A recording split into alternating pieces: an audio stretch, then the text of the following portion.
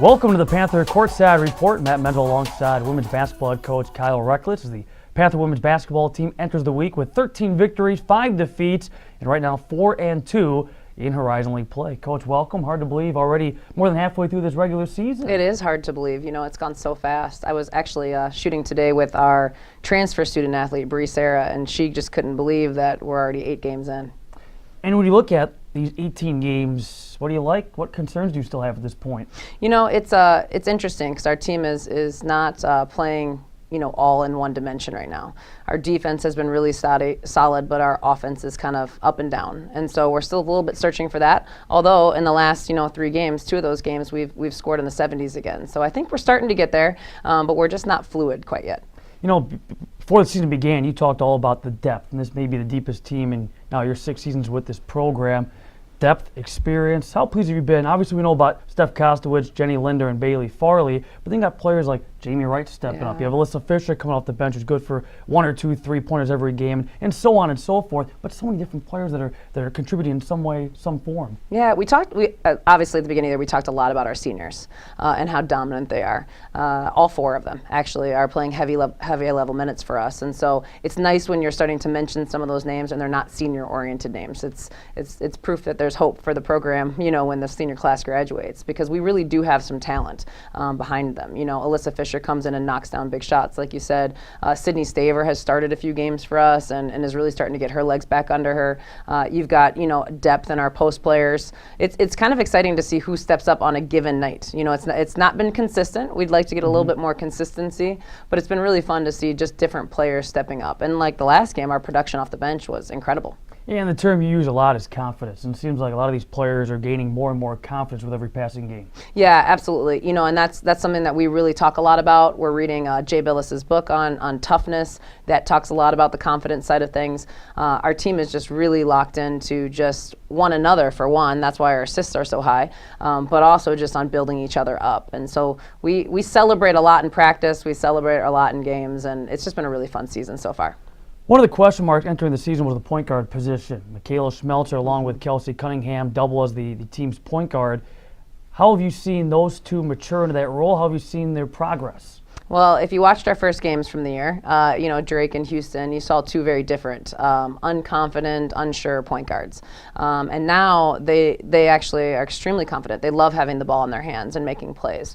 Last game, I think their assist to turnover ratio was 8-3.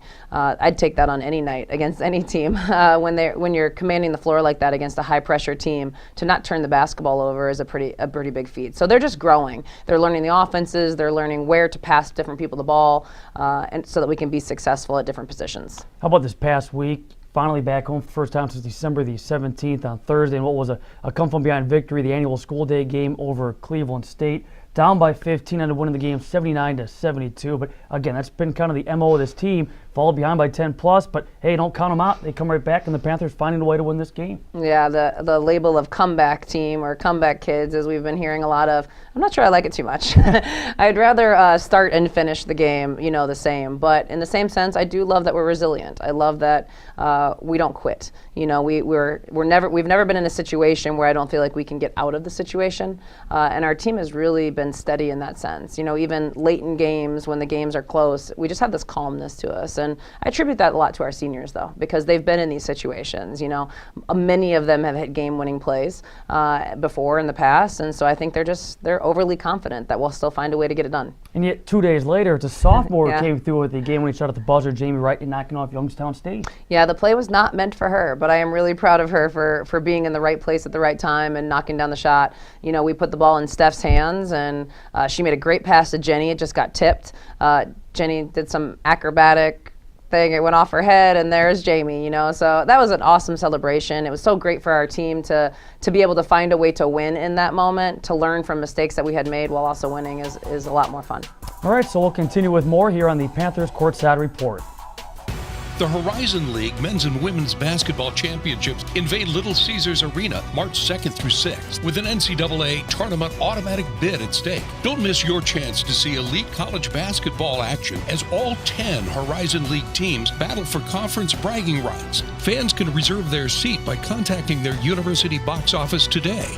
For more information, visit horizonleague.com. Experience Motor City Madness at Little Caesars Arena, March 2nd through 6th. Welcome back to the Panther Courtside Report, being joined by one of the 4 Panther seniors, Jenny Linder, just named the Horizon League Women's Basketball Player of this week. Second time this season, 5th time now in her career. And Jenny, what does that mean to you when you see that come across, that you've been named the best player of this week in the league?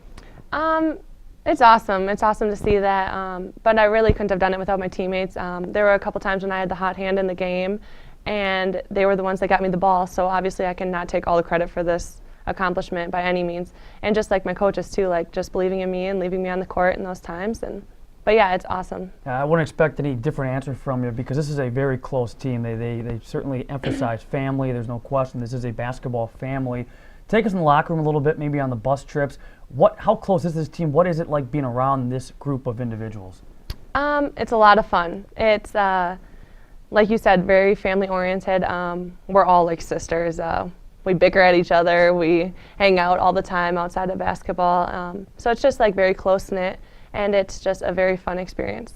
And of course, for you now, being one of the leaders of this team, this being your senior season, as we mentioned, how do you feel right now, at least individually for you, your senior year has been going? I think it's going well. I think there's some times where I lose some confidence in my shot or something, or I'm not getting it done on defense, but that's really where I rely on my teammates and my coaches to really bring me back up, and they do an awesome job with that. So I think it's really helping this year and my senior season. Why do you think that is? Why do you think maybe you lose some confidence here and there? I'm very critical on myself, yeah. If I miss some shots, I'm like, oh, shoot, like, here we go again or something. I've missed plenty of shots in my career, but I'm really trying to get over that and just like keep playing, letting the game come to me and see how it goes. Now, knowing that this is your final go-around, did you approach this season, or do you approach each game any differently than maybe you have in the past? Yeah, I really do. It's really starting to hit me that this is the last go-around, and it's hard to believe already. I've been playing for so long, and this could be the last year. So do you go to some of these Horizon League gyms and go, this is the last time I might play on this floor or that floor? Yeah, absolutely. Actually, us seniors in the locker room were like, this is the last time we're going to play at USC, so it's bittersweet, and we just really want to get it done. So has there been any maybe added pressure knowing that this is your final go-around, that hey, whatever's going to happen is going to happen, but now you're one of the leaders you're going to be relied upon to really lead the way for these freshmen and sophomores? I don't think there's any more added pressure, but it's very evident that we're like leading the way, and just like the pressure, not so much pressure, but just like the feeling that they're relying on us to step up, like you said, like us 4 seniors, we've been playing together for how long, and we play big roles on the team, and I think that the underclassmen are really trying to follow our lead. How do you feel the newcomers have fit in? They fit in very well. We're meshing really well together right now. They're not afraid to say something to upperclassmen, which is awesome, because it's great to see underclassmen really stepping up in that category as leaders, and it's just going really well with them. Now, when you look at the newcomers, any advice that you gave them maybe before the season to maybe help them make that adjustment, or is there anything that you've told them along the way to kind of help them in their first couple of years here? I told them, you're going to make mistakes. Like, I can remember countless times that I made mistakes as an underclassman, as a freshman and sophomore. Even last year, I'm still making a ton of mistakes this year. But just like to let them go and continue playing hard. Now, when you came here, was there anybody that took you under their wing? Any players or coaches? Yeah, Ashley Green did. I was a freshman when she was a senior, and she really took me under her wing and really made sure I knew what I was doing and kind of groomed me into a leader like she was. And I'm guessing she gave you probably some of the same advice. You're going to make mistakes, got to get over it. Absolutely. So now, as you look back, do you have a favorite game? Do you have a favorite road trip? Do you have a favorite moment? I mean, obviously, we're hoping the best is yet to come. Yeah. But just at least at the moment, is there anything that you reflect back on and go, boy, that was great? Probably beating Green Bay at home. That's the only time I've ever beaten them as a Panther, so that was awesome.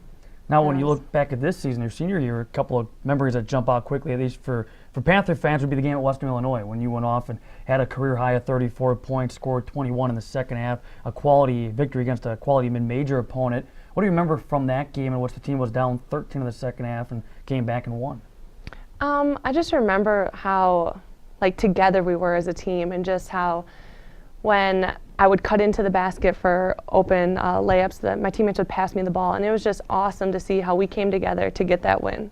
that was truly a team effort. And another memory is, of course, more recent, the Youngstown State game, the final possession where Jamie Wright gets the game-winning shot. Can you take us through that final sequence? Because obviously you were involved and you're getting triple teamed and trying to get that loose ball and just get it out to Jamie Wright. Yeah, so Steph drove baseline and I Phil cut down the middle, and I think a girl must have tipped it out, and I was going for the ball at the top of the key, and then when I got it, I knew the time was running out, so I turned to try to shoot it, and I think she blocked it. It rolled off my head, and it just went into Jamie's hands, and it was awesome. Did you even know that Jamie was over there? No, I didn't. That's the crazy thing, but it was awesome, and when she made it, just the look on her face of like shock and excitement, it was awesome to see, especially for a sophomore. Oh, absolutely. It was awesome. As we get ready to wrap some things up, I do want to bring up your parents because they come down from Neillsville. I know we've talked about this in the past, and they're your number one fan, obviously, but your friends and family come as well.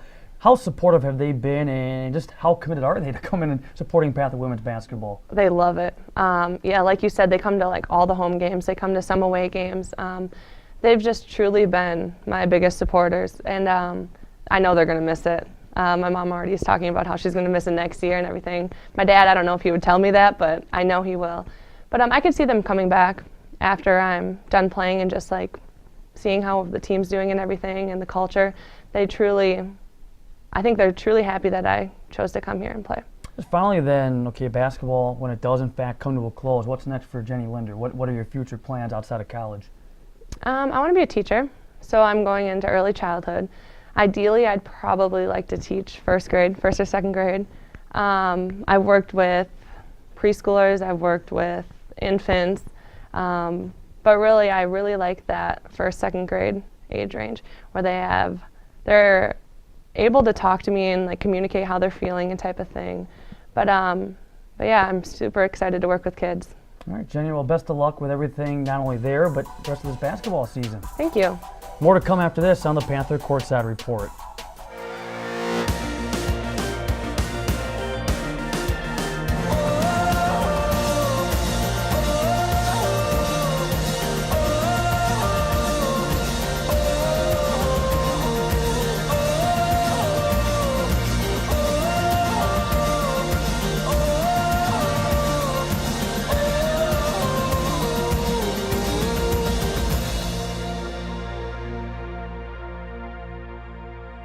Welcome back to the Panther Courtside Report, being rejoined by the head coach of the Panther women's basketball team, Kyle Recklitz, and just joined by Jenny Linder moments ago. And boy, what an asset she has been, not only this season, but in all 4 years as a Panther. She's playing incredible basketball right now. I mean, it's really fun to watch her just take over in games. A few games ago, we hadn't been playing very well at the start, Cleveland State game, and she just put our team on our back, and then everybody kind of followed her lead. She picked up her aggressiveness, everybody else picked up their aggressiveness, and she's not turned back since then. She's playing some outstanding basketball, and we actually had to talk a little bit when we were getting ice cream after the game. We get ice cream for wins, so it's kind of exciting. But we were talking, and she just said, I'm starting to feel it. I'm starting to feel like it's coming to a close, and I just want to leave it all on the court. And she's doing that, so it's really fun to have her as part of our program. Well, on Monday at UIC, Jenny had 17 points and 9 rebounds, and what a game that was against the UIC team. That they've been scratching and clawing their way into games. Now they haven't been going their direction necessarily recently, but again, it's one of those teams that is right there with every one of their opponents, and yet the Panthers finding a way, coming out of halftime only up by 4 points. You score the first 10 points, it really created that separation and pulled away. Yeah, and that was fun because it's one of those moments where, as a first game in a while, I felt like we started the game or played the game from start to finish.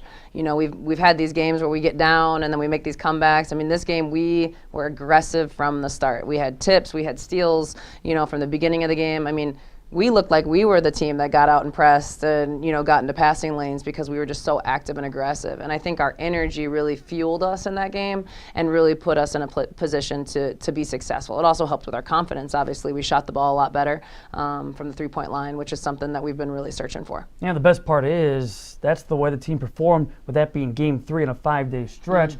Bailey Farley, though, outstanding again in the Windy City. She came through with 20 points, 4 rebounds, 3 assists, 3 blocks, 3 steals, and 0 turnovers. Yeah, that's the most impressive part because, she's getting trapped and pressed. Every ball screen she came off of, she had 2 people on her and she had 0 turnovers.